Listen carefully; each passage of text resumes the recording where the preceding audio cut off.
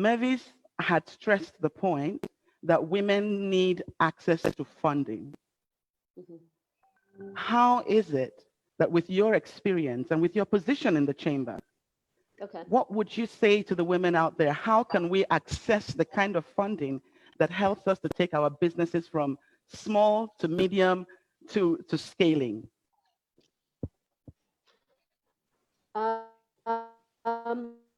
Thank you, Dr. Funke. There are many ways that we will talk later. Women need more than just financial assistance. Number one, women first need to register. It depends on the level that you are operating your business, because we know that in Africa, over 83% of all jobs come from informal sectors. And out of these 83%, over 30% is actually women now. We have a lot of women who do business, but the women that do business, not all of them are actually registered. So for me, the first thing is to actually tell the women, do register your business. Because when you register your business, you actually keep your business in a position to be assisted. Number two, we find a lot of women do business, but the collateral would be in the name of a husband, a brother. It's not in your name. And these are the things that banks need now. We at the Chamber have worked with various financial institutions whereby our women, our members, will be given financing without collateral. But what we need is historical data of your business. How has your business been performing? In Kenya, for example, a lot of women conduct business through mobile read to take this history that is in your mobile as part of the certification to confirm that you actually have been conducting business. So what we are saying is that, number one, register your business. Number two, you need to get yourself into a grouping which will assist you, because as an individual, it becomes difficult to change policy. But when you are part of a group, and that grouping, for example, the Chamber, will discuss with the bank and will be able to assist you. Thank you, Doctor. Beautiful. Thank you very much, Fatma. So we are saying move away from the informal and formalize so that you can organize. Today, I got a call from one of my friends in Kibera. Now, Kibera is one of the largest slums in East Africa. Indeed, some people would say in Africa. And her question to me was, is this gathering only for people who have gone to big schools? And I said, no, it is not. This gathering is for all of us. So we can all come together and help one another. Even if your business is as small as doing hair, you can grow it into the kind of growing concern that will impress and help your community and help other women to grow in that region too. We talked about thriving in the face of this pandemic that we're facing. Whereas many people have complained that income has gone down, profits have dwindled, we are privileged to be surrounded by women who are actually thriving in these times. And those tips we will ask about. Let me begin with a very unusual yet very opportune kind of business. We all are aware of the very severity of the virus that the world is facing today. And we know that at the very end of it is a lot of casualties. One of us here actually runs a business that handles exactly that. Mavis, how is it that running a funeral services business in such a time as this has been, well, not a bad story for you? Please share with us. Okay, thank you so much, Doctor. What I would want to say first and foremost is pandemics, when they do come, you learn from what has happened previously. It's very important. So for our business, Nyaradzo Funeral Assurance Company, which has got two divisions: the assurance, where people pay for policies, and the funeral services, which actually does the funeral services. So what we usually do is, we had a pandemic way before, the cholera, typhoid previously, and from these pandemics that we did have, we actually drew up protocols, procedures, policies that one had to follow when faced with taking care of bodies that have got that contagious disease. So what we did is, from those protocols, it was a matter of just making them kick in to make sure that you are doing everything above board. And not only that, what we also need to understand, you've got institutions like the World Health Organization, which are also there to give guidance. So for us, it was a matter of merging what our country, what our government, what our municipals were actually bringing in, and matching those to the world-class standards that were being given by the World Health Organization. That being said, for us as a company, the first and foremost important thing was for us to make sure that our staff were the frontliners. For us, the nurses, the doctors worldwide were being called frontliners. But for our company, the everyday undertaker, the consultant, or the client servicing clerk, they are our frontliners.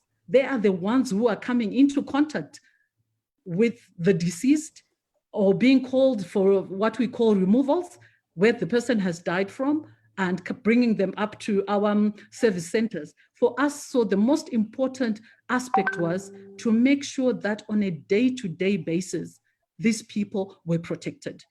And by being protected, it meant that we had to make sure that we provide all the personal protective equipment to make sure that they don't contract the disease. And not only that, follow through on all other protocols, which is the normal. You have to wash your hands, you have to have temperature taken. And this also goes even for the clients that are coming in, the bereaved families that are coming into our service centers. So it meant that we needed to have protocols written down, so that across the country, where we have 30 plus service centers, everyone had the standard way of doing business, which I think for any business, this is very important. How have you standardized your day-to-day business?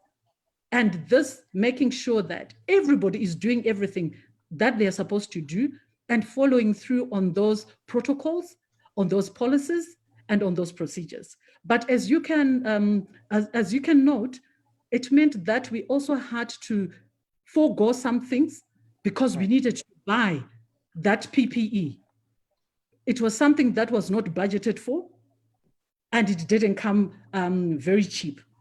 So what you need to do as well is go back to the drawing board, go back to your finances. What do you need to do? Because at the end of the day, like what I said, is the protection of of our staff, and also the going concern of the business.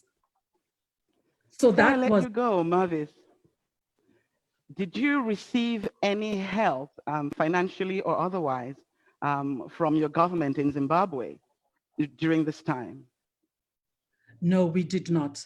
Like what I said, it's going back to the drawing board, going back to your finances. Where do you need to put the money to make sure that you have everything, that you need for the business to go forward in this environment? So it meant also we needed to put hold on some of the projects that we wanted to do, so that we could channel those finances to make sure that all our staff were protected, and to make sure that everything was above board and according to the WHO standards. Thank you. Beautiful. Now, Mavis is not the only woman on this board who is doing unusual business. I'm going to move from Zimbabwe to Nigeria, where Aramide Akinosho is sitting. Now, Aramide has the particular spread of areas that interests me, because you see, she does business across from Nigeria, Benin Republic, Chad, Niger, China, France. And Aramide is an architect. Aramide, how do you find it in your industry?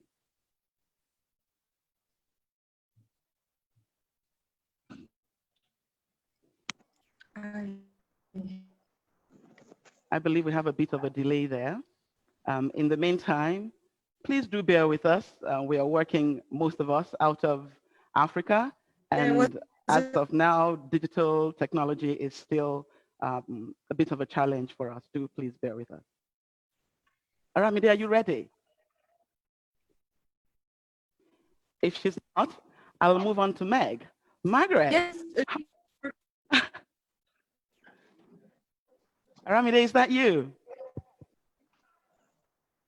Yes, yes. Ça va? Ça marche maintenant? Or shall we give you a minute to sort out the video and the audio on your end? While we wait for Aramide to sort that out, I will move on to Margaret. I am particularly gladdened to see Meg here today. I believe the last time that I saw her was on the other side of a classroom, and it's quite an honor to be moderating a conversation with her in it. Welcome, Margaret. Thank you, Funke. Now, one of the things we talked about was the importance of food and how, as African entrepreneurs, we need to look at the industries that will continue to grow in the future of Africa. Now, as MACE Foods, what have you learned during this particular pandemic?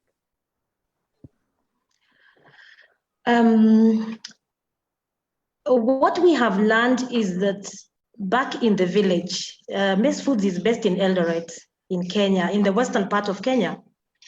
And because we were forced to stay back at home, we were forced to look back at what we can do back at home with our farmers, with our women, and still continue to create a business.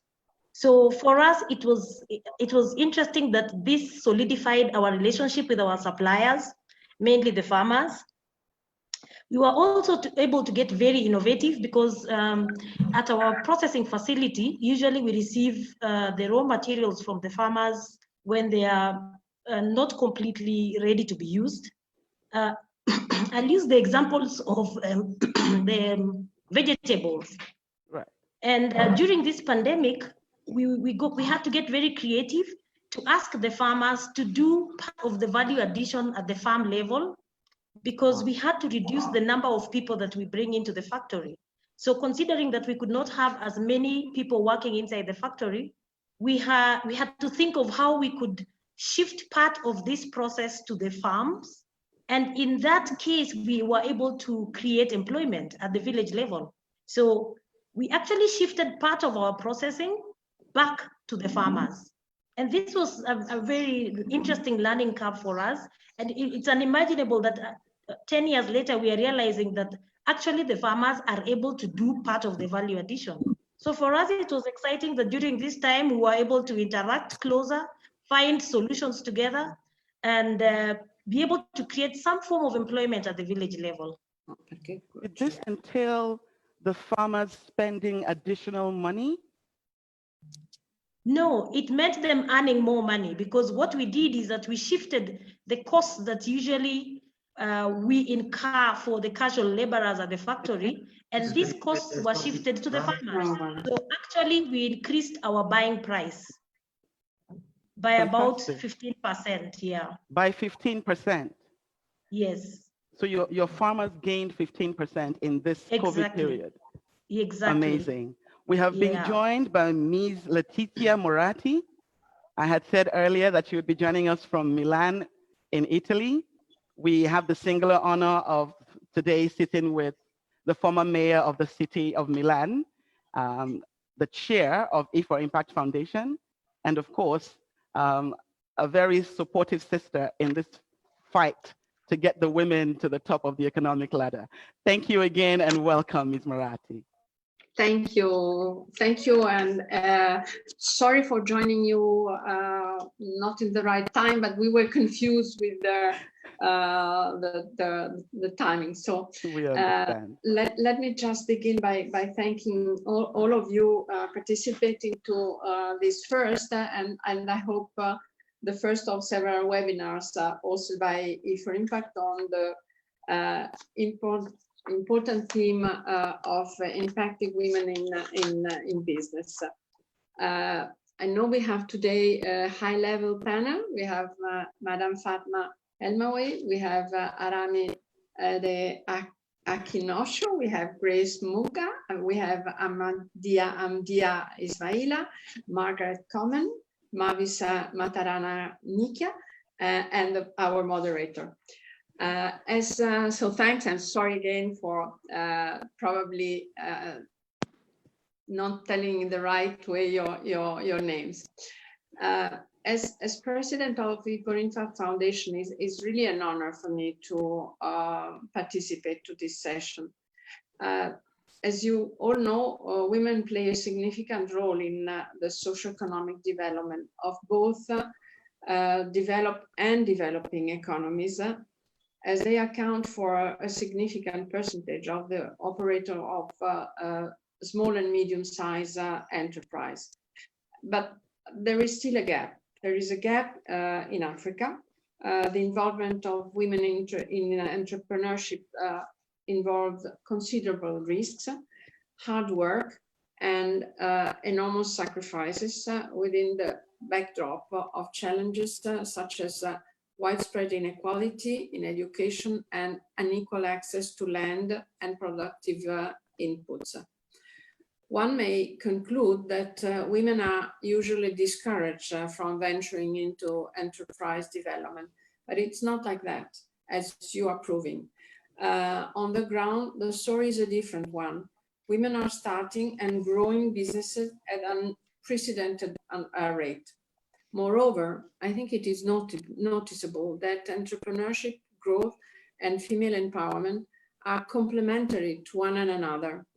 The involvement of women in various entrepreneurial activities has put women in key roles in the society, in the economy, in culture, making significant impact in all segments of economy and society.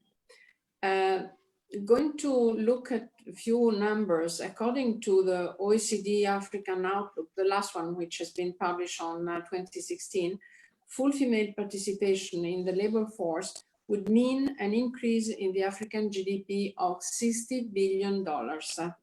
Female-run businesses are steadily increasing all over the world, and Africa's women represent a catalyst for change.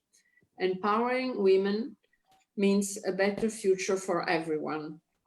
What is the condition that can help and can further enhance and empower women to contribute to sustainable growth in Africa? In my view, I think the key element is education. And while primary and secondary education, of course, remain vital, the IFOR Impact Foundation has chosen to focus on university management training.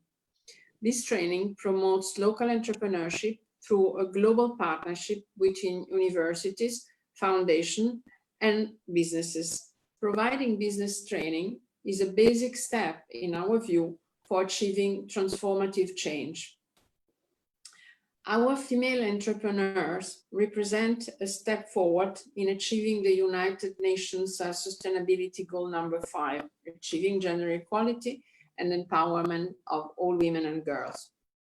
As a foundation, our interest to empower women through an action-oriented entrepreneurship program derives from the belief that the diffusion of women entrepreneurship, especially in informal and rural areas of Africa, will contribute to the creation of many new enterprises that will increase local capabilities to bring rural economic growth, and more importantly, will help significantly the African government's effort to create much needed employment and thus alleviate poverty.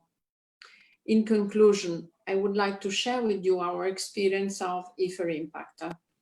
Having trained over 400 African female entrepreneurs has shown us that women entrepreneurs are, first and foremost, women. caring, empathic, and always putting the needs of their children and families in forefront. And they are entrepreneurs, demonstrating adaptability, innovativeness, creativity, strength, resilience, and a firm determination to succeed. What more? Because of this characteristic, African women are leading the way in overcoming the economic downturn caused by the COVID-19 pandemic. May the African proverb that says, if you empower a woman, you empower a nation, will continue to inspire all of us. Thank you for this important gathering, and I look forward to listen to the results of this first, and as I hope, the first of many other webinars, and hopefully gathering that would be allowed us to stay together physically. Thank you very much. Thanks to all of you. Thank you so much, Ms. Moratti. Thank you. I have to add at this point that at E4Impact, the focus on women is not a coincidence. When you look at the kind of entrepreneurs that are coming out of Africa today, then you realize that this is the time.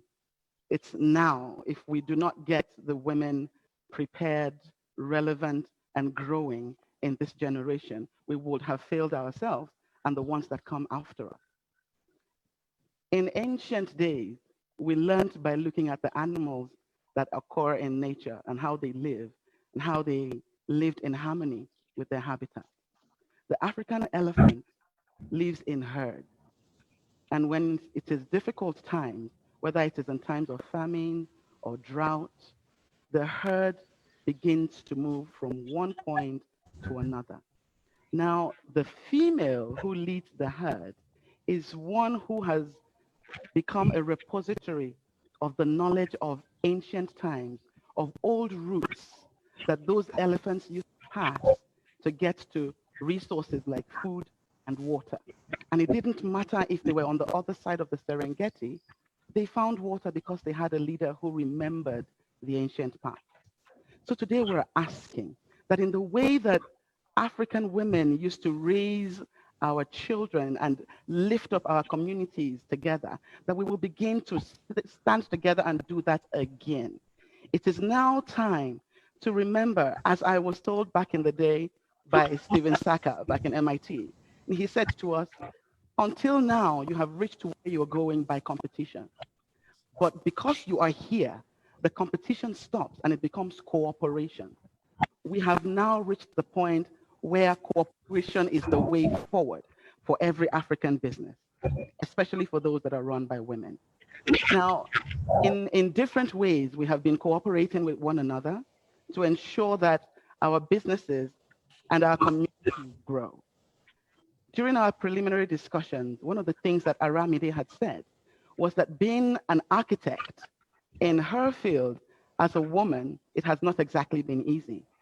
And during COVID times, where her staff are not in the office, she has had to make extraordinary arrangements, including arrangements for data, for power, so that work can continue. I see that Aramide is back online. Aramide, bienvenue. Merci. Ça va avec l'Internet? Ça va. For now. So this is our challenge in Africa. We must build better infrastructure. Are you able to hear me now? So yes, I can hear you. I can hear you very well. So you were talking during our preliminary discussions about how you have managed your team in this period. Would you care to elaborate? Yes, because it's also a matter of responsibility at the scale of this business, and the idea is to avoid any staff member to take risk in transfer, so we can work together. So we basically to satellite office in order to still answer demands, because clients are still in request. As a matter of fact, actually, clients have more time for their architectural projects because actually they are less engaged by businesses. So actually we actually have more pressure. And so there was no option to totally put on hold the activity. So, but considering the fact that the situation is, as you can see now with internet, is fluctuating, but just to allow everybody to be able to work and to be able to be in touch with everybody, yes, I have to make, besides the regular salaries, yeah, it's to make provision for data, to make a provision for power, to be able to fill the generator, you know, all those things to maintain the activity, because at the end, the only point of having an office is to be able to standardize all those means for everybody to deliver at the same. And today, this now is coming out of the office. The point where I wonder, what is really the point of having an office today? Because the truth is, clients do not really come often to the office. You actually go to client's office. So yeah, it's totally a question. I am going to ask you the same question that I threw at Mavis earlier. Have you received any financial assistance from the government in your area? No, not at all. And actually, as a financial motto today, I refuse to borrow money because the interest rates are so high, it doesn't appear interesting at all. I refuse to have people working for me for free. I have to pay everybody. It puts me in a situation where, okay, it can be a bit tough, but I think it is what allows me to have a kind of mindset, and it's also a form of integrity also, because I don't want to start owing and to anyone, an institution or someone. And so today, yes, I want to be able to handle with my means today. I know next step, it will definitely be easier, but yes, no, I didn't borrow. Thank you, Aramide. I'm going to move quickly to Grace. Grace, how are you this afternoon? I'm here. Sorry. It's great to see you. I'm good. How are you today? I'm very well, thank you. And this is a very stimulating conversation we're having. Now, now I know you to be a producer of luxury goods. Yes. In leather specifically.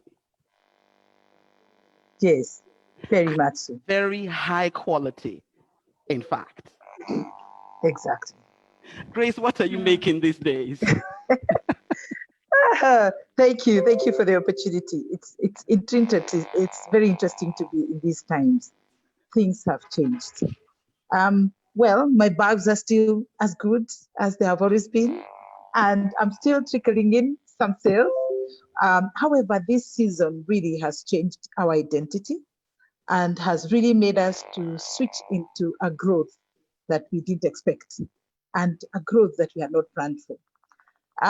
We were preparing for back to schools with our bags, the Jeilo fabric bags, and we do bags that are aimed at schools and all that. Now the season changed completely and we had to put that on hold and switch to respond to the need. At first, immediately when it was announced that the first case was there was a panic and we all closed down.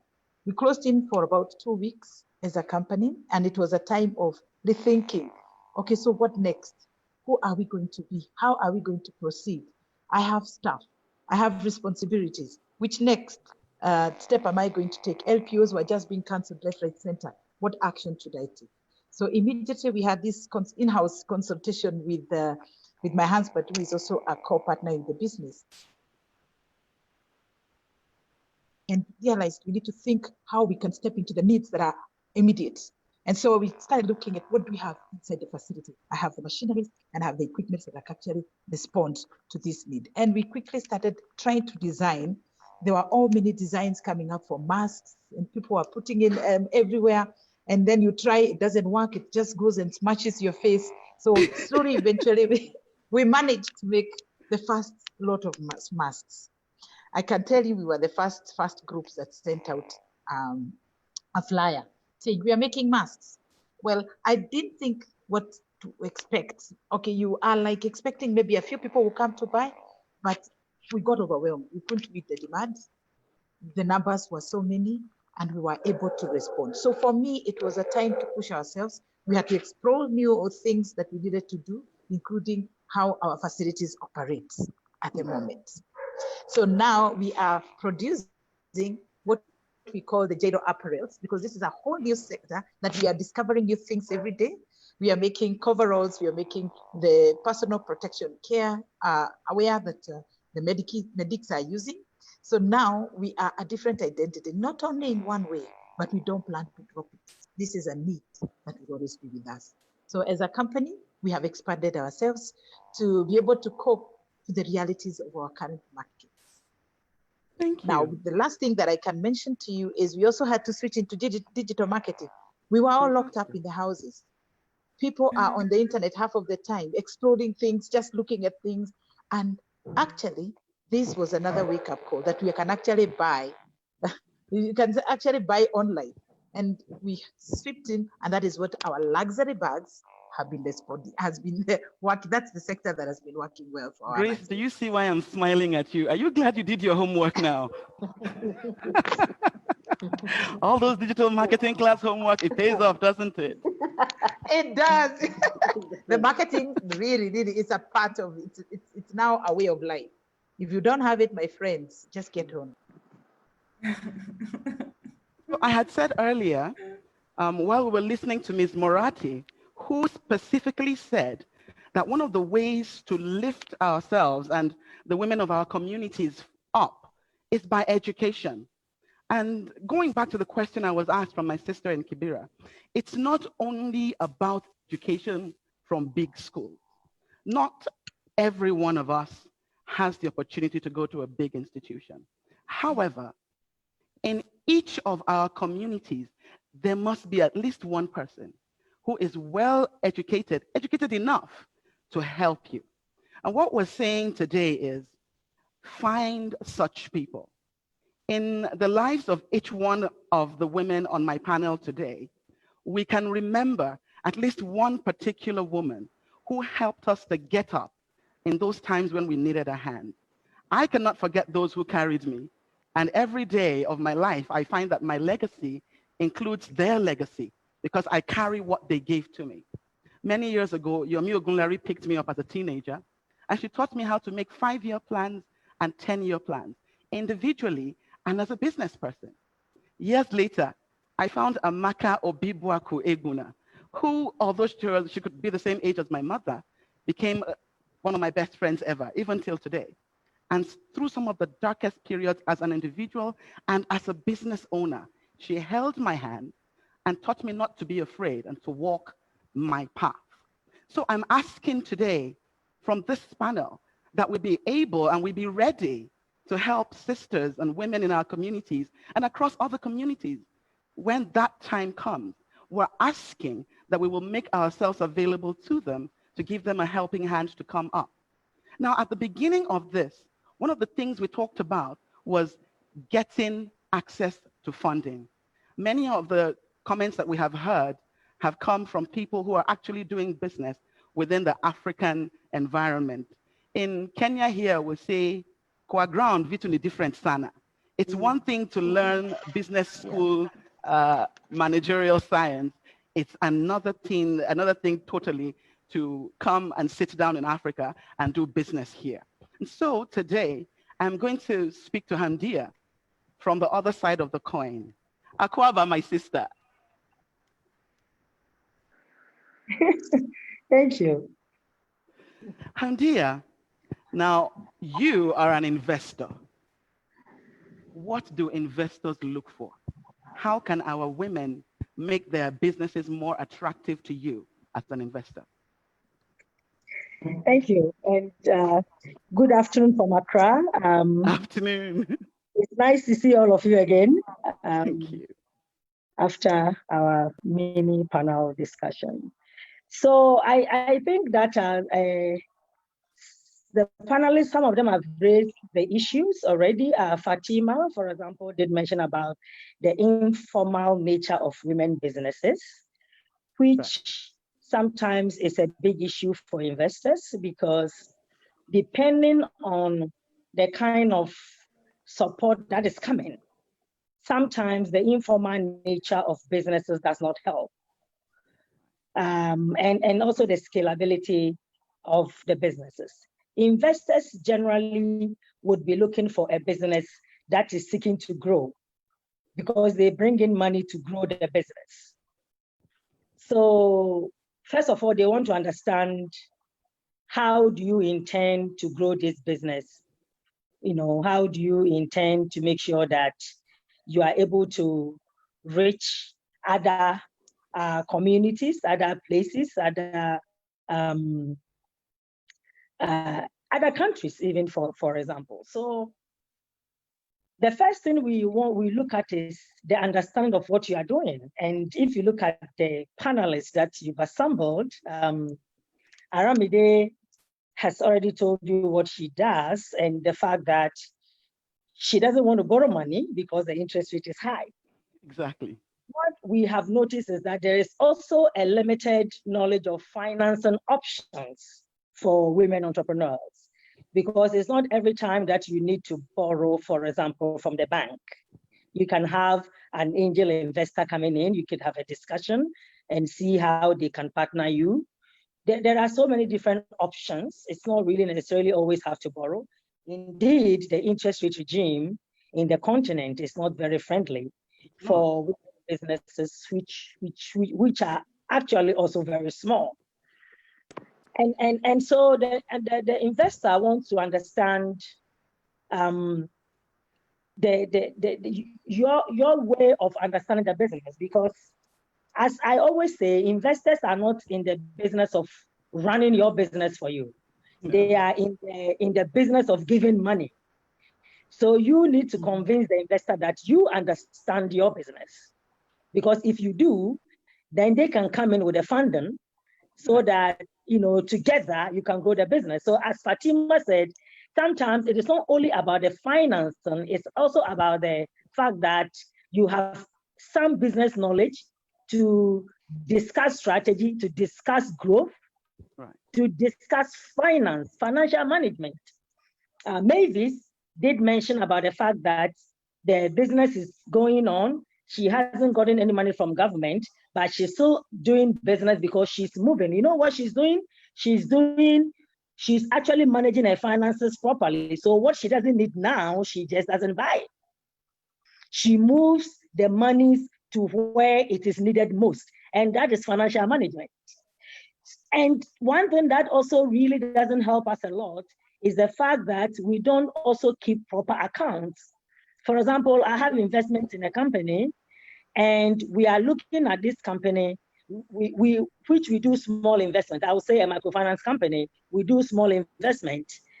In Ghana, we were under lockdown for about 3 weeks. Most of these businesses we deal with from the microfinance point of view are actually very small businesses, right?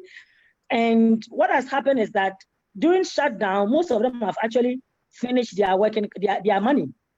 So we need to start them afresh. What we've noticed is that we are going back to look at those that we have been doing business with over the last 5 years and how their repayment has been like, so that we can give them money to come back and start their businesses again. So if you don't have a record, it becomes a problem.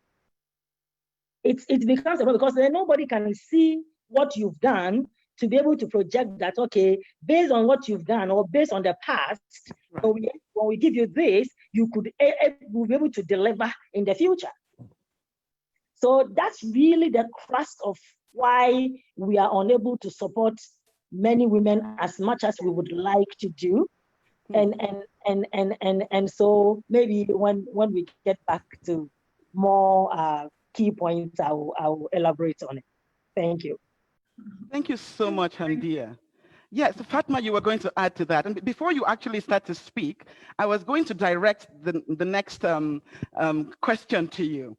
During our preliminary discussions, you had mentioned that there is a pot of $2 billion. In Kenyan shillings, that's 200 billion, which has been put down by a bank for entrepreneurship specifically. and you have encouraged women entrepreneurs to participate so they can get a chunk of this and grow their businesses. Could you elaborate, please?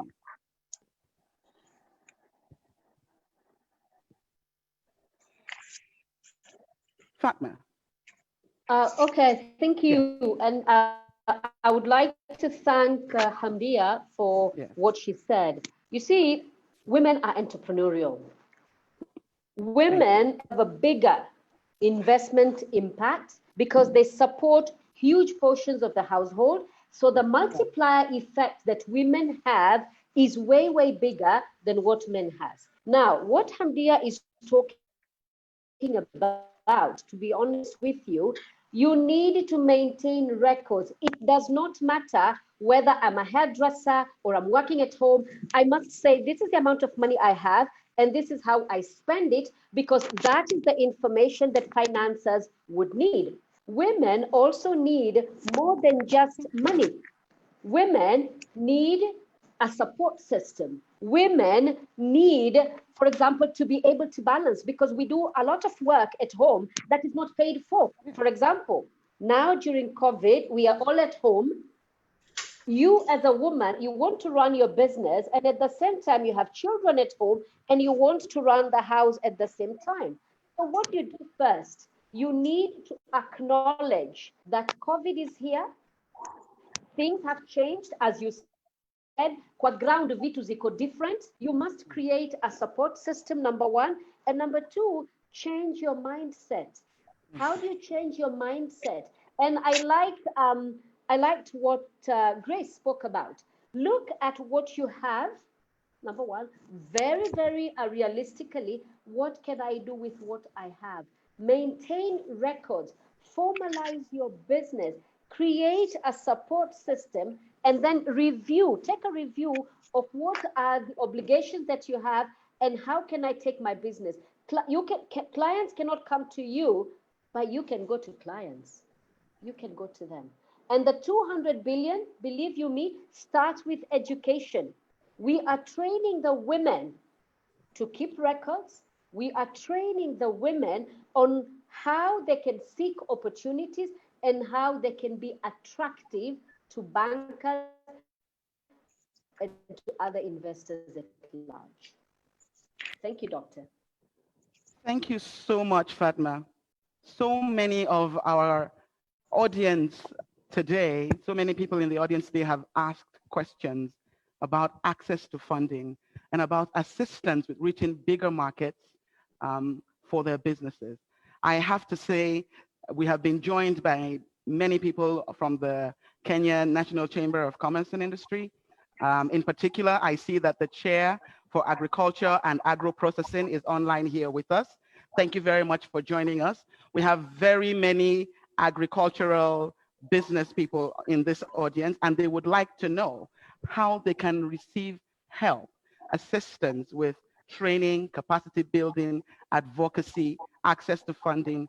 And so I'll answer that question quickly and say, if you believe that anyone on the team here on this panel today can be of help to you, please drop a note, and E4Impact will arrange for them to assist you. We are here because of you out there. We made this commitment altruistically. No one is being paid to do this. We're doing it because it is time, it is necessary, and this is how we're going to grow moving forward. So I have to particularly thank all the gentlemen, those solid pillars behind us, and the ones who are in the audience today. Thank you for listening to us. Before we go, we will definitely be talking about the relationship between what we do and our community, gender-wise. I'm going to have to throw that question at Mavis to begin with. Mavis, I must say it is unusual to have a female undertaker. And probably because in our tradition, most African communities consider death to be sacred, spiritual, and perhaps not a woman's forte. And so it is gladdening in a way to see that a sister's holding it down over there. Tell us about your job. First and foremost, what I think I would like to say is in my company, we believe that a funeral is just like any other event. You may have a birthday, you may have an anniversary, a wedding. So that being the case, the fees, attention to detail for any one of those events should also be accorded to funerals.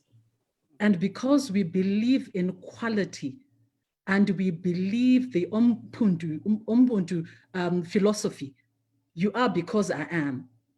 We want to believe and we want to give that service to the fact that instead of mourning, people will start celebrating the dear departed. So that philosophy has taken us where we are. And we also believe that previously, or the companies that used to be in Zimbabwe, they did not have that African touch to giving services. So what we did when we came on board is, who are we?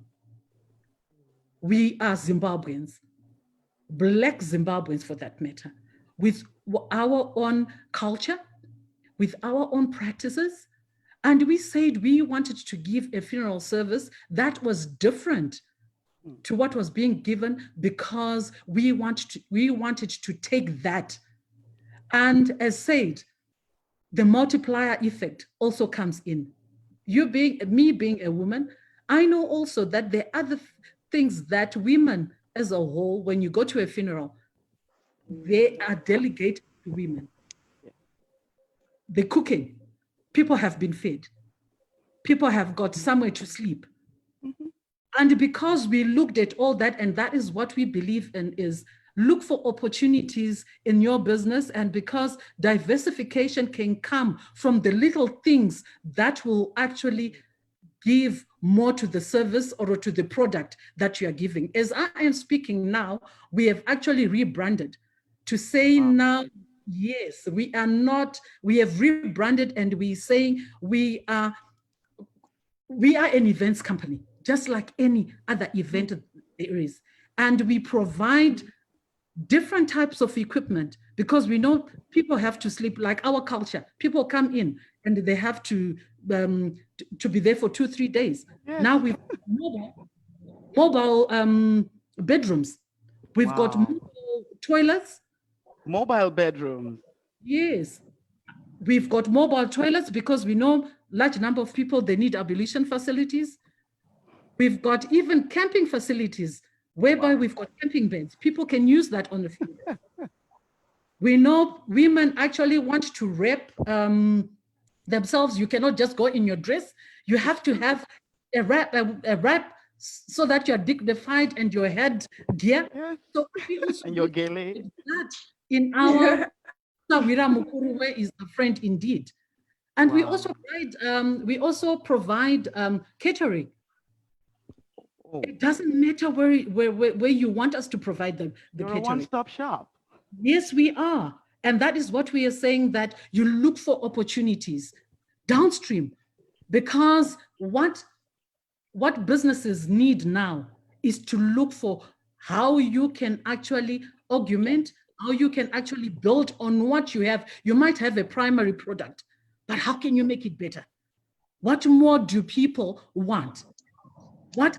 Like you actually have to say, yes, I can give you that. Not wait for the customers to come to you. Go to the customers and find out what they need, and you give them that solution. Yes, we are solution providers, and you find that our pay offline is we listen, we understand, and we provide solution. And this is what we need. As women, we need to provide solution. And once we do that, automatically you'll find that even your business will grow. But downstream, there is also a potential to grow. Thank you very much. Thank you, Mavis. Thank you. And I'm sure there are a few things that have come up from this discussion that will be adopted in other communities. I know for sure that my people back home were very big on funerals and big parties. So Owambe with mobile bedrooms would be amazing. I can't wait. Exactly. Generally, I've noticed that in our discussions, we've talked about opportunities that have come up in this time?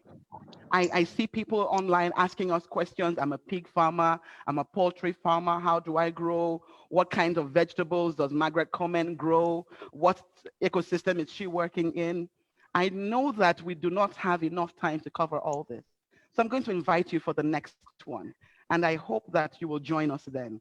In the meantime, I have questions for two more of my panelists.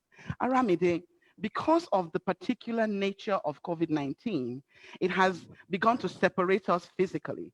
How do you think that architecture will change after this time? We know schools, hospitals, all our living spaces will need to be rethought about and reevaluated. How does this pose an opportunity for you?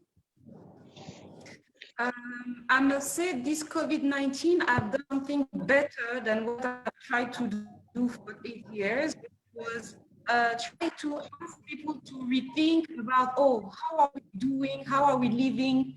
Does it really make sense to import lifestyles that do not reflect our environment? And weirdly enough, just on the residential sectors, because the others, they require a bit bigger machinery, but just on the residential sectors, I have more and more requests for a house in the countryside.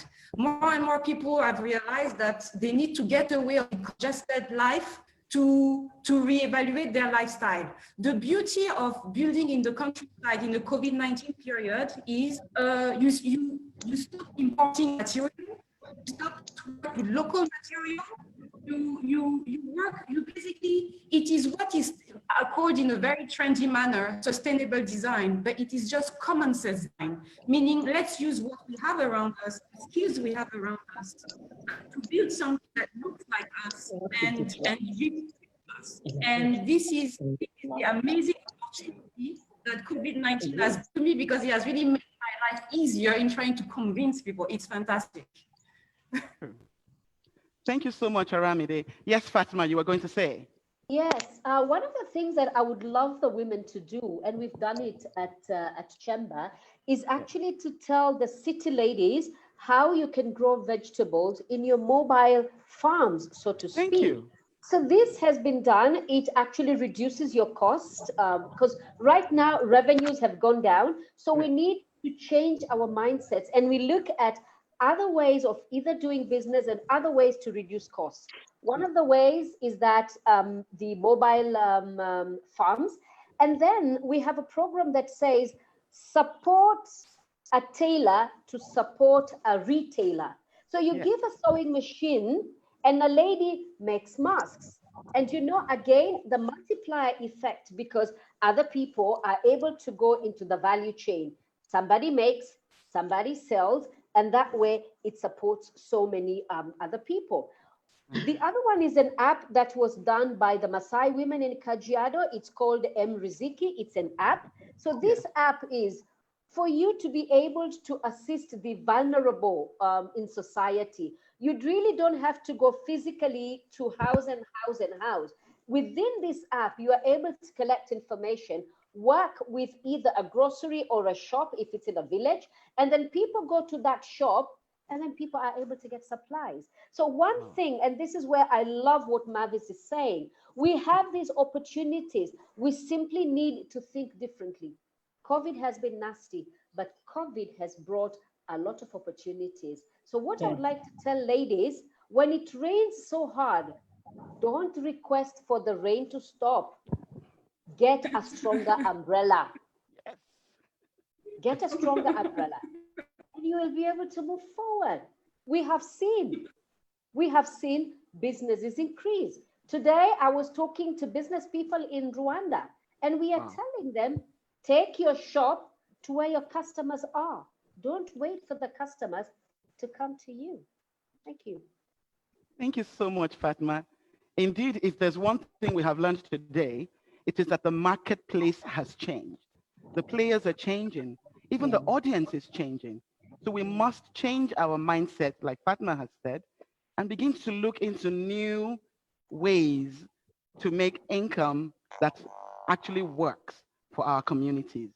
Margaret, I'm going to round up looking at you.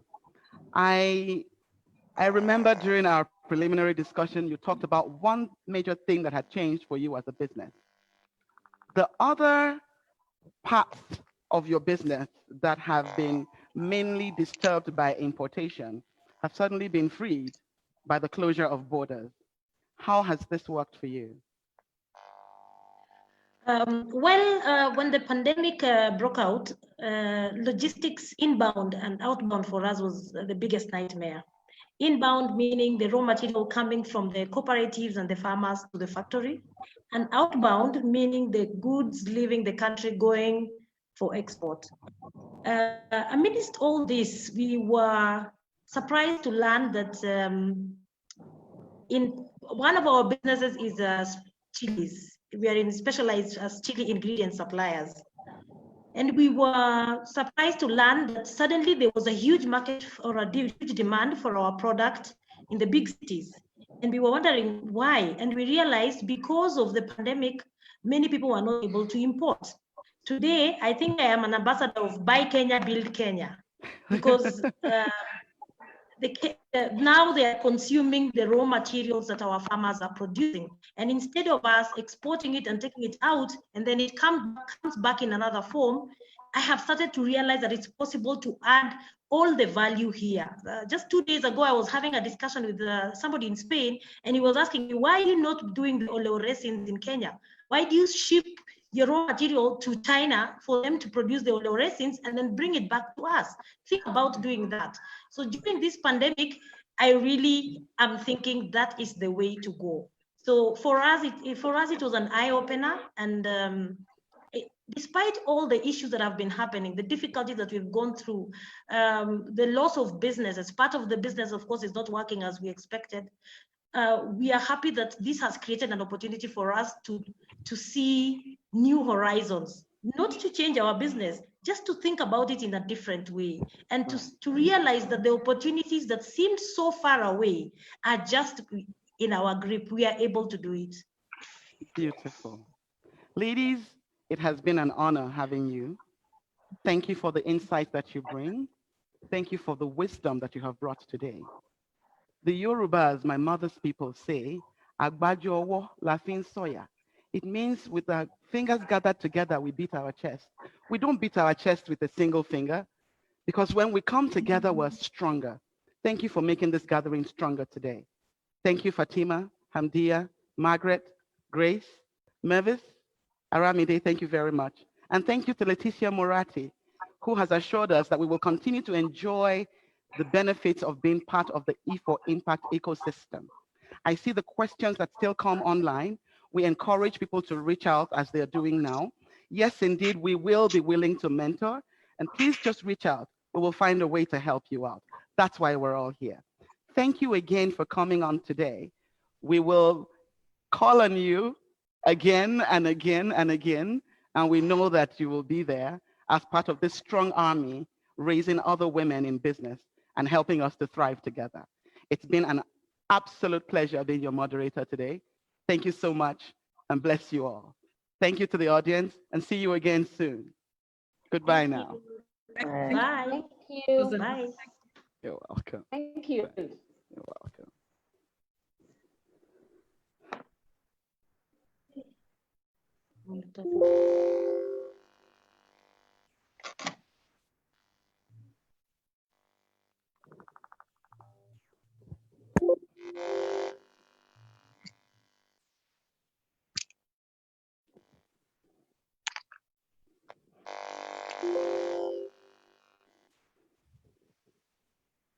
Thank you.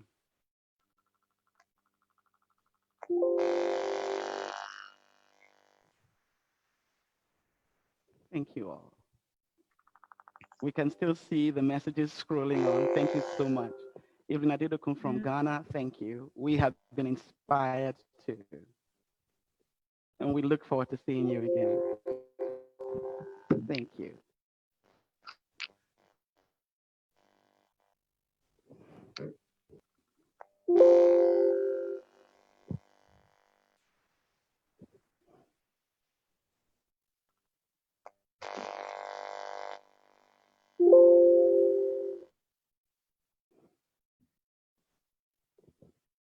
Very eye-opening indeed.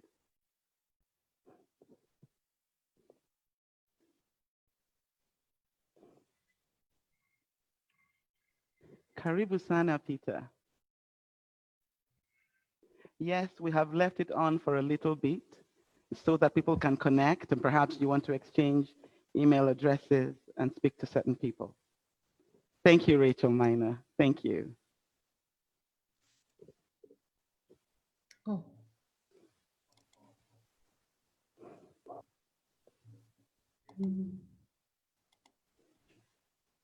Sorry. Hi, Mavis. Sorry, I clicked leave the meeting by mistake. That's okay. We're still seeing comments from the audience. Okay. And even though our hour is fast spent, I see that we're still engaging online. And Okay. it's quite inspiring. Hello, Isabella. Hi, lady, that was great.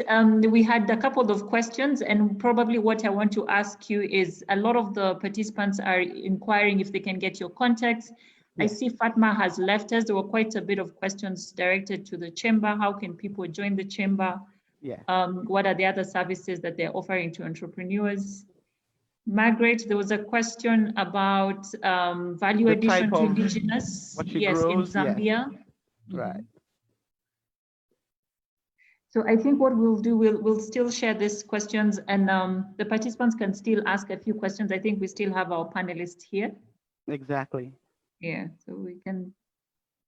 Yeah. Are we able to throw it open, Isabella? Yes. Please go ahead. Okay, so let me open it up for everyone. We're glad. Do start your business. We had Peter who really wanted to get advice from the panelists. You know, he has a chicken business. How does he identify a market? Yes, I saw Peter's message. We will be in touch with Peter from the accelerator, so we can put him on the list for our next set of entrepreneurs for training and capacity building. Some other inquiries have come in that way. Yes, yes, yes. Like we say here, the answer is always yes. What's the question? All right, so to the attendees who are still here, you can actually be able to ask your questions directly. You're all unmuted. Beautiful. Thank you very much, Isabella. Nazir Abubakar.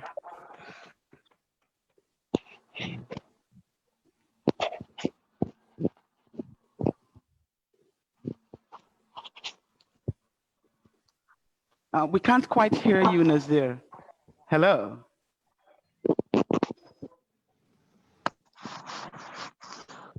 Hello. Hello. Hello. Hi, Nazir. Hi, how are you? Very well, thank you. Thank you for joining us today. Thank you very much. I'm afraid I'm a bit late. That's all right. I see you guys have already started, so I'll just wait and listen to what is going on.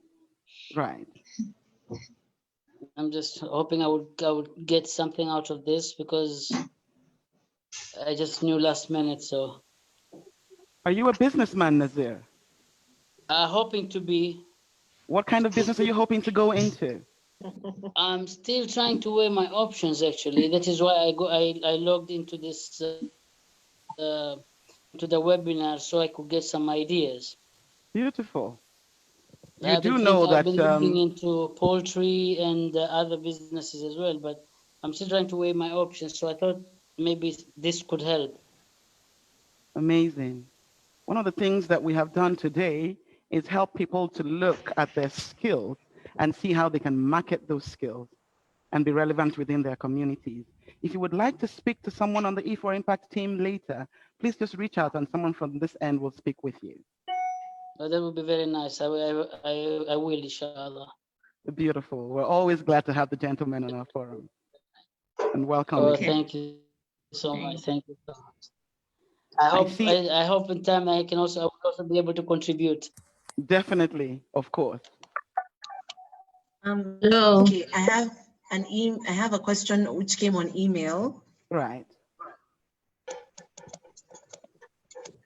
Are there examples of women-owned businesses who have successfully collaborated before and after COVID? If so, what are the key success elements?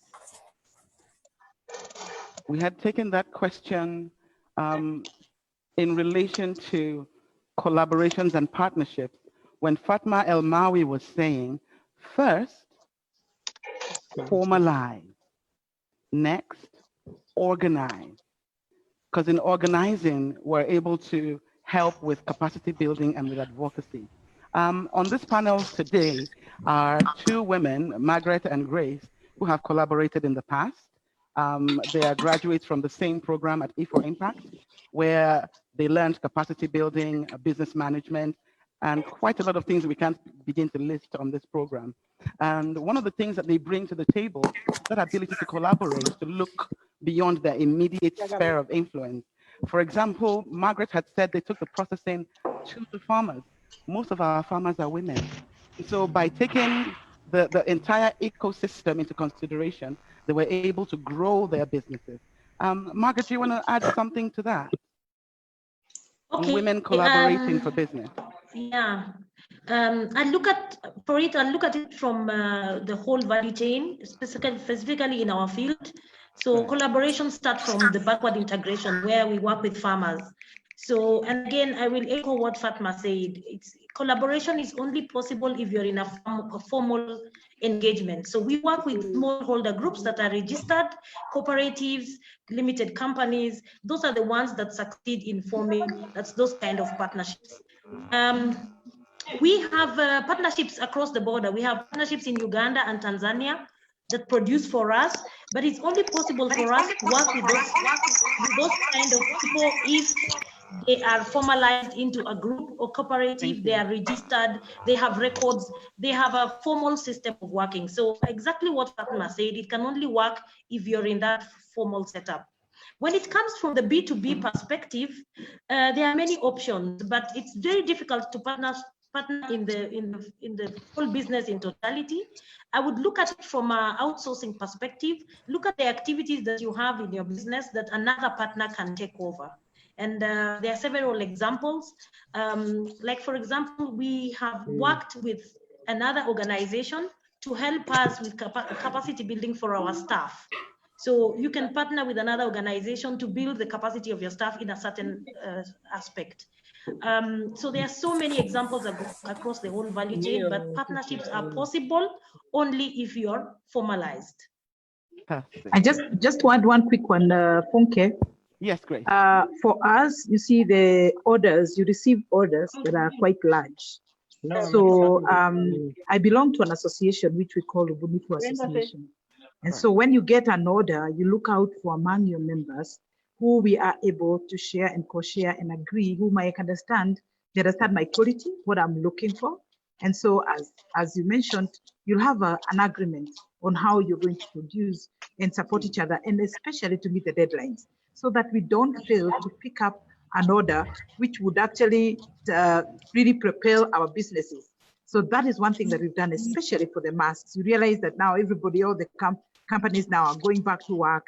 And so we need to be able to support them. If anybody needs any orders, they don't come to Jeilo and realize that Jeilo will not be able to supply because we don't have the capacity yet.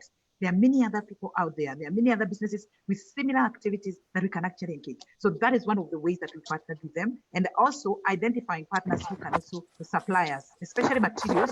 The higher the quantity, the more the demand in terms of your working capital. So with that, again, you go, instead of going too deep into your pockets and being unable to manage, you agree and discuss with them regarding your LPO.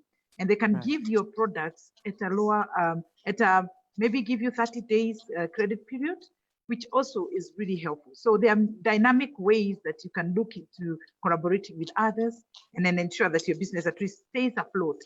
You see, for COVID, we have to stay on board. Otherwise, our staff go.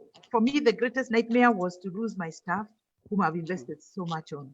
I couldn't imagine losing any one of them. And I had to go back to business and be alive and make sure that my people are on board as well. Beautiful. Thank you so much, Grace.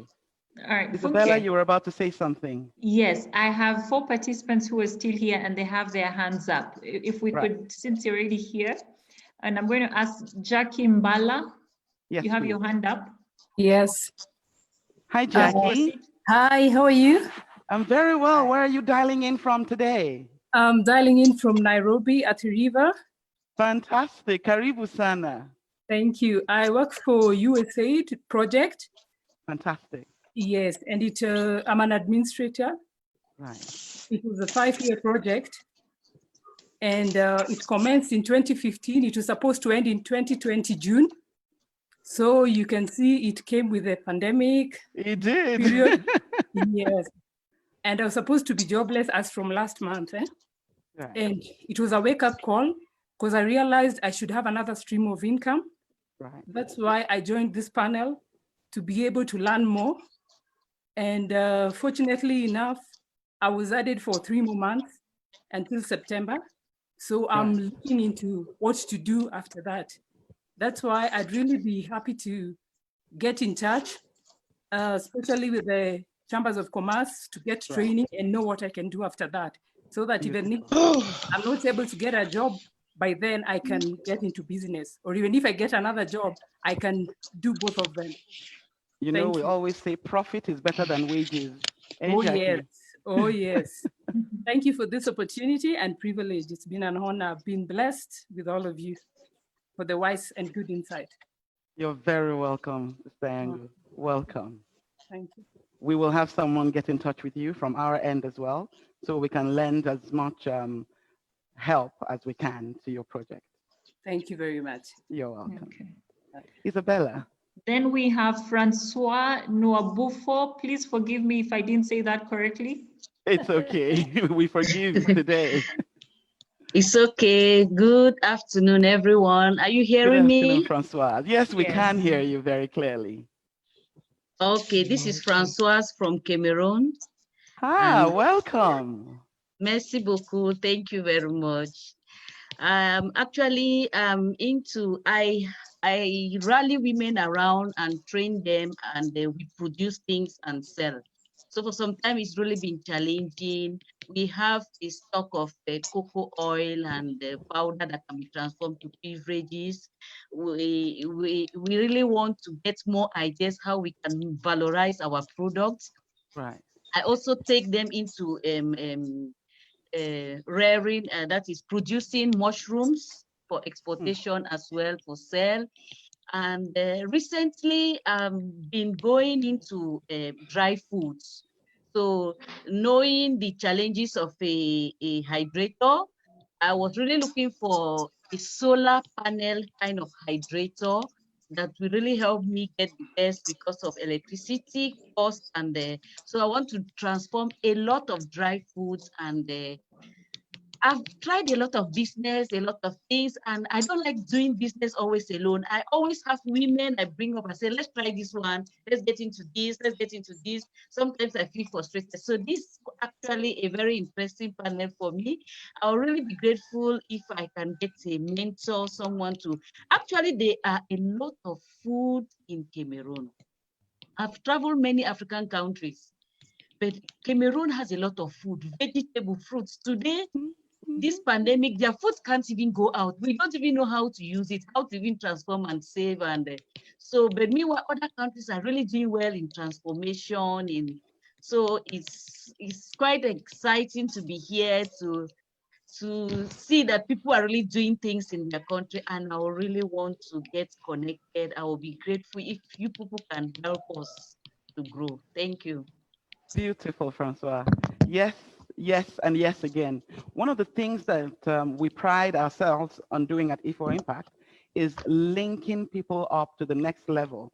And so here you will find that you'll find help for machinery, for installation, for people who can help you to see if indeed that's the right machinery that you need at this level of your business. And so I would ask that you please get in touch and let this conversation continue even after the panel. Mercy and Isabella, we will speak with Francois so we can add her to our ecosystem. Thank you. My email is there. Very well noted. Thank you. Actually, Funke, could we share our contacts? I'll type out our contacts on the chat, and if you want to send us an email or check our Facebook page or LinkedIn, either way, we can still connect afterwards. Over to you, Funke. Okay. Jane, I see Nozizwe Jane Khumalo. Wanjiku is on the line. Linda. Hello. Hi, Linda. Hi, how are you? Very well, thank you. Where are you dialing in from today? I am from Nairobi. I'm calling from Tena. Fantastic. Welcome. Thank you so much, Funke, Margaret, Isabel, Mavis. It was a very enlightening session, ladies. And also Fatma. I really wish Fatma was here because in regards to Chamber of Commerce. But I'd also like to direct a question to Margaret. Right. I've had an interest, an on and off interest in agribusiness, particularly value addition chains. And I'm doing a bit of research on tea, and I heard that you mentioned. Right. Okay. I didn't get her the final part of her question. I believe she got cut off. What she was saying is that she's been Yes. doing a bit of research into agribusiness. Okay. And I think we will wait for her to come back on and then take that question again. In the meantime, we will attend to whoever's next on the line. All right, so maybe we can have Nozizwe Khumalo. I have Linda Rondozai ready to speak. Linda? Hello. No. Hi. Hello, sorry for cutting off. My name is Aisha Wanjiro from Nairobi. Hi, Aisha. I'm so pleasured to meet these women. You know, it takes a lot to meet such women, okay? I'm very pleasured. So I work with a company from France. I'm a sales manager in Kenya. Right. And we deal with fragrance. And currently I was cut off because of this pandemic. Wow. Okay. But in the sideways, I've been doing importation from Egypt of Islamic clothes. Okay. But I've never registered my business because it was a sidekick. Right. So right now I want to go ahead with the training, business training and funds. So my question is to you, Funke. Right. How do I get the funds? How do I get the training so that I can move forward? Actually, because I love business. Aisha? Yes. You have already started. Thank you. You're on the road already. You said yourself that because it was a side hustle, you did not formalize. And so you see, you're already on that road.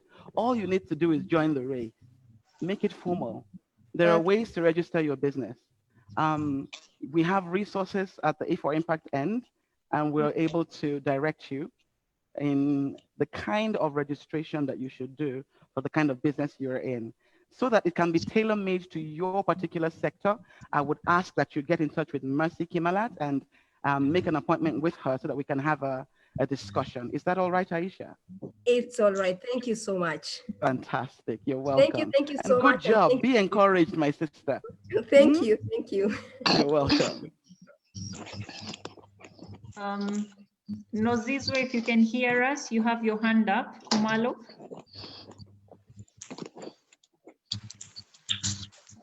Maybe as we wait for her to get ready, we have Eliza Mutai.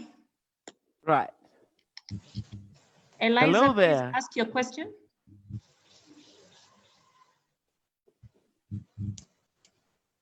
Hello, Elijah.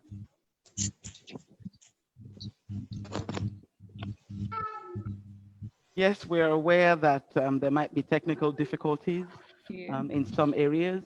Indeed, here in Nairobi, it's a rainy afternoon. We're very grateful for the steady streaming. And indeed, we understand that in some areas, it might not be so easy. Hello.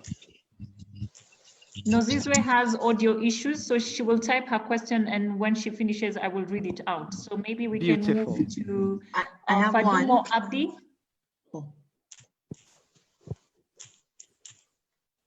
I'm seeing Jane Wanjiko. Yes. Hi, Jane. Hi. Did you have a question, my sister? I would like, I am Wanjiko from Kenya. Yes, welcome.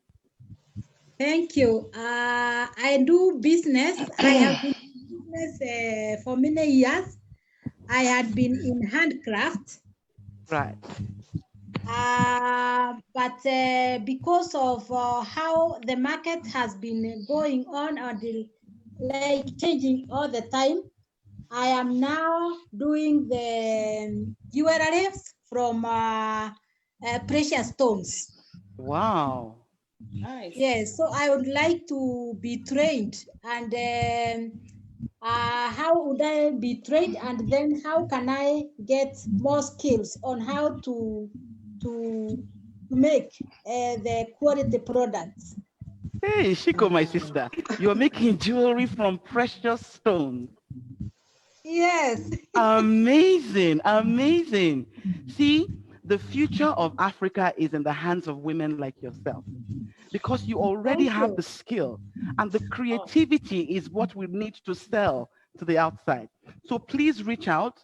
Mercy is here. She's waiting. She'll hear from you, and you can come in and visit us and see us. We would like to see what you produce. We would like to show the world the kind of things that come out of Africa. So well done. Well done. We're very proud of you. Thank you. Thank you. Beautiful. Funke, so I had a question directed to Mavis. I've just sent to you on chat. Have you seen it, or I can read it No, out? I am not able to view that at this time. Okay. If it's a question that we can reply to by email, I'm very happy to address them after the program. Okay, that's fine. Yeah. Please feel free to share the details so that those who would like to get in touch with us after now can do so with ease. Funke, sorry, one last question perhaps, which also for me, I have a personal interest in the answer. Right. So there was a question from Victoria Machakaire, and she said, I want to imagine that all the panelists are family people. Yeah. It's known that family or the home setup, the responsibility largely lies on the women in most cases, and can seriously impact women's ability to excel in business or professional circle because it becomes too much to balance the two.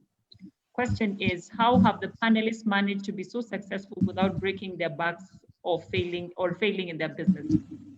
Well, I think I will begin with Mavis on this one. Mavis, please take that question from beginnings. Okay.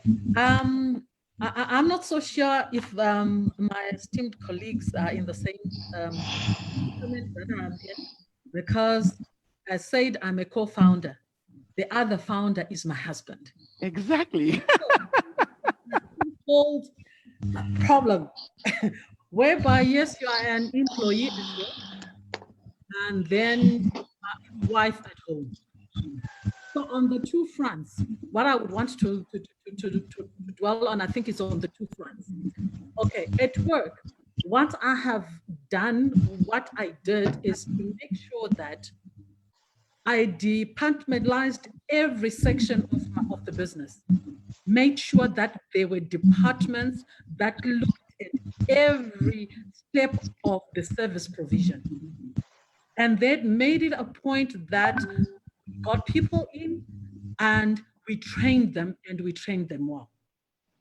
And also, I think the one thing that I usually try to do is to make sure that I empower the people who are in those departments, going to everybody who's in that department, so that there is total buy-in from everybody that this is our business. So on that front, if you have that going on the business side, it's easy for you now to also dwell on the family side. I'm a very passionate mom. I don't like missing my sons. I've got three boys. And all of those three boys are very sporty. They play 2-3 sports. And it meant that Tuesday afternoon, I'm watching a game. Wednesday afternoon, I'm watching a game. Saturday or even Friday, and then Saturday. So it meant in the beginning, in the early days of the business, I made it a point that I had people trained and they were able to make decisions when I was not there. And when that decision has been made, it's very important. If it's a wrong decision, don't hammer on people that they've done wrong. It's a matter of, oh, you could have actually done this way. But from the way that you have done, what lessons have we learned so that tomorrow we will not repeat the same mistake? Right. So that also assisted. And then on the home front, you make sure that you've got that support system at the home as well. Who is taking care of your house, of your household? You train them and you train them well. And you also empower them. Yes. That empowering on the home front and on the work front is very important. And then when you come now to the wife side, yes, that's where I'm a Christian and I'm not apologetic about that. And where it says submit, and therefore wives submit to your husbands, I take that literally. Yes, at work, I'm a subordinate and I don't see my husband as husband. He's my boss. Exactly. He has to crack the whip. He has to crack the whip. And I have to take it within the context of the business.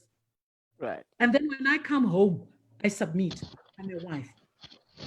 And make sure that what needs to be done at home is done and is done properly. So I think that's the way that I would answer that. Thank you, Mavis. Before I swivel this over to Margaret and then to Grace, I have to say, as an African woman, I am raising 6 children between the ages of 16 and 18 months. So the youngest one is less than 2 years old. I have always done this. In fact, each of my degrees, I have ended up being pregnant or having babies while I was receiving those degrees. And I have only survived because of my own support system. And I'm talking about members of my family and people who have become members of my family in the course of life. I find that involving my children, my husband in what I do makes it easier for me to actually achieve the aims that I set for myself, the goals I set for myself. Today, in fact, this program this afternoon, my intern is actually my 15-year-old son, Samuel. And all the tech that you see today has been set up by that young man and my husband. So indeed, as women, we cannot be expected to prosper or to thrive without this essential partnership with our families, with our communities, and also with our spirituality. You mentioned being a Christian, and indeed faith is a very big part of who we are as mothers of not just households, but also of economies as a whole. My friend and classmate, Yetunde Adepoju, she says that we are a tribe of sorts. And what is special about a tribe?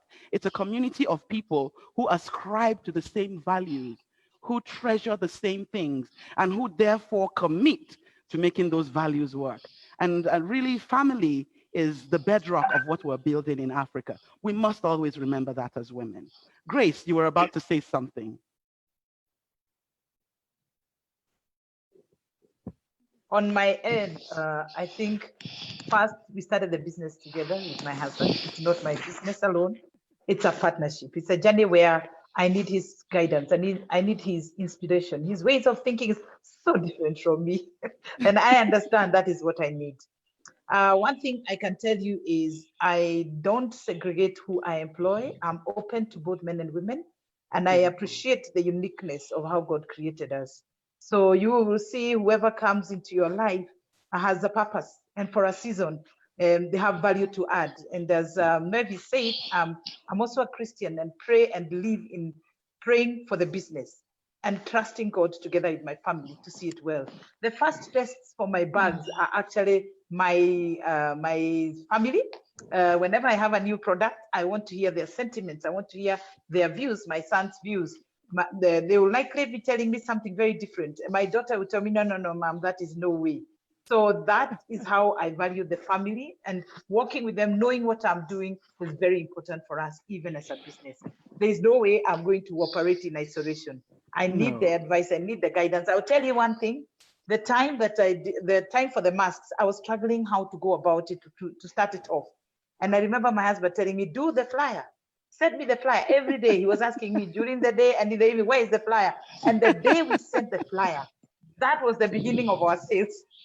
So I tell you that family is a key part of my life, and I value, and I think as others would say, if you don't invest in your family, you will struggle in your business, because you need them when your business is struggling or is facing challenges. You need their advice, you need their views. They will be your key partner. So that is for me critical.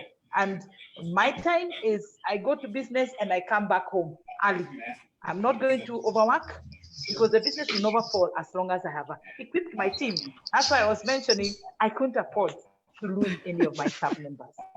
Value of the people you have in your team and value of your family is critical for the growth of the business. For me, that has been my bottom line. And most of all, my Heavenly Father. He's been a backbone and giving me hope, even when you think there is no hope. Beautiful, beautiful. Kudos to the men who give us the kind of support that we require in order to do these amazing things that we do as women. Margaret, Hatawewe, you're a family woman. How do you cope? I'd like to answer this from a different perspective. Yeah. From the beginning of my business,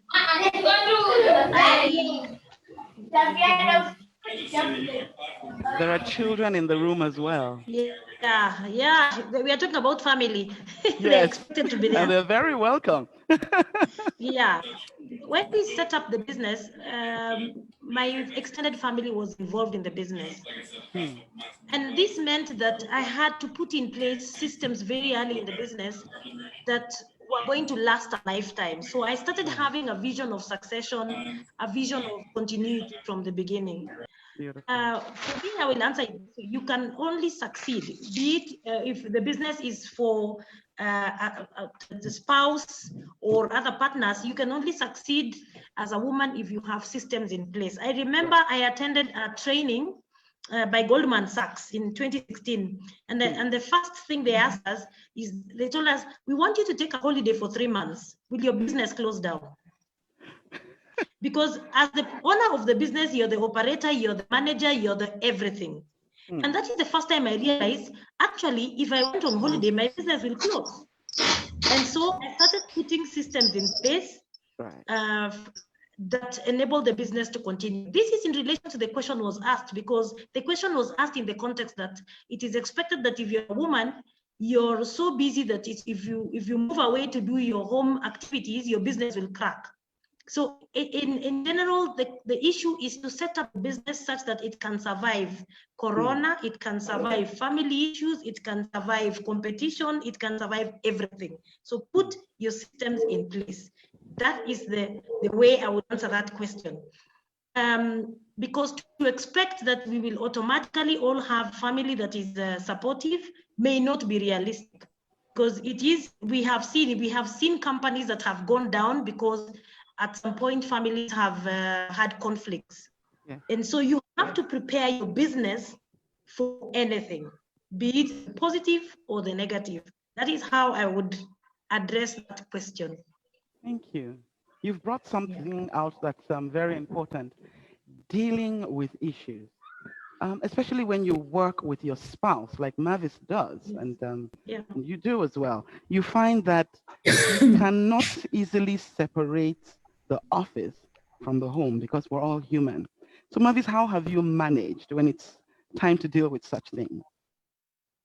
How is conflict management handled in your business? It's a process. I think it's a process. We are human beings. We've got feelings, and those feelings sometimes do get better of you. But what I realized as time went on, it was on my part to change. Right. to put myself in the position that will actually have an amicable relationship. Wow. So it was on my part to change and say, okay, this is how I am going to deal with conflict within the home. But it was a process. It takes time.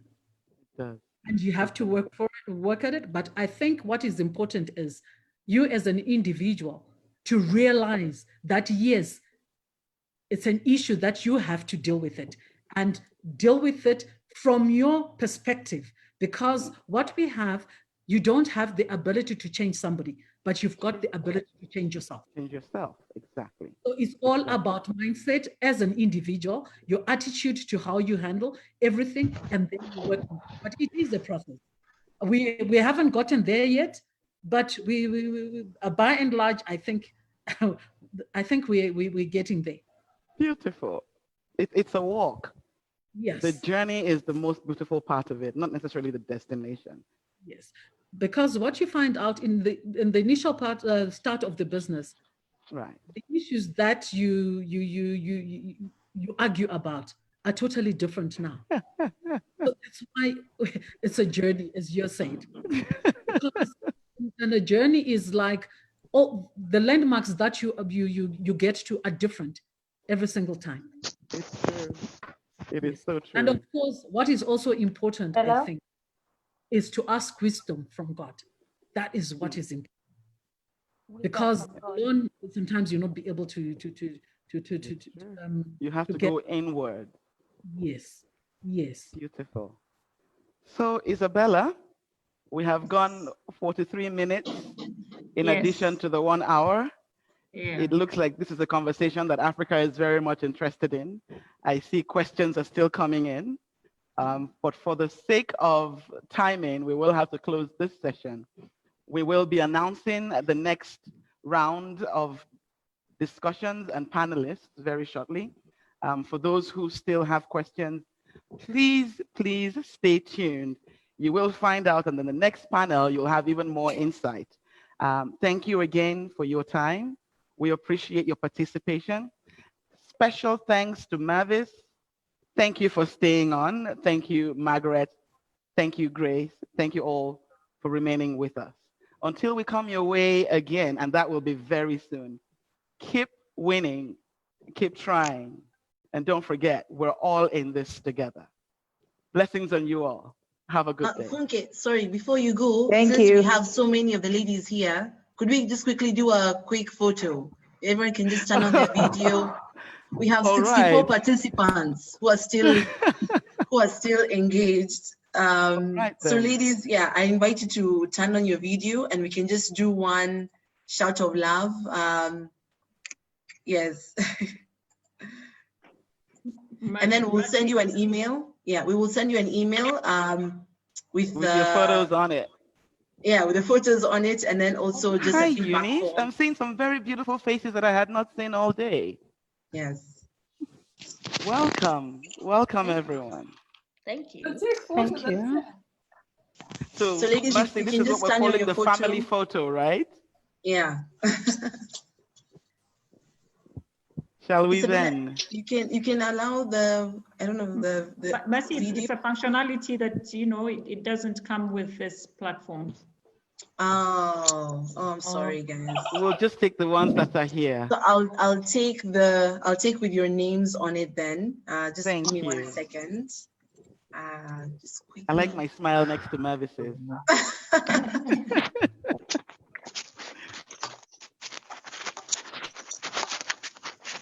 Then the final page. Let's do the final Thank page you. now. Yes. Now we're done. Thank you so much. Thank you, everyone, and good evening. Beautiful. Thank you. Have a God beautiful bless you. weekend. Thank you. And see you Thank again you. soon. We love you. Thank you. Bye-bye. Thank Bye. you. Bye. Bye. Bye. Bye. Thank you. You're welcome. Thank you. Bye. God bless you. Bye. Bye. Thank See you you again very